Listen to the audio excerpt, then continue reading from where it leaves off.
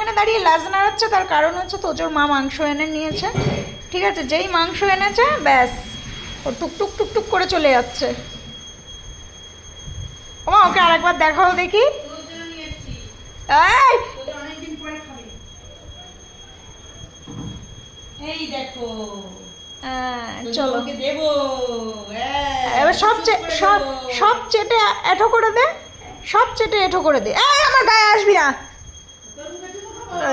আমার ধারে কাছে আসবি না ওইসব খেয়ে সর।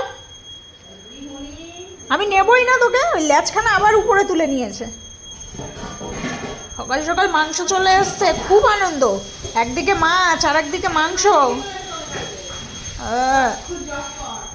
বললাম তো একদিকে মাছ আর একদিকে মাংস, ভালোই আছিস।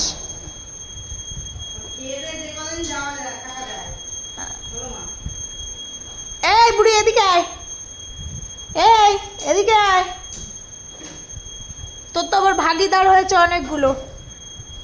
তোর যে ছোট দিদি আবার সেই লাল, আবার নতুন লালু কালু খুঁজে পাইছে। একটা না আবার দুটো পাইছে এবার।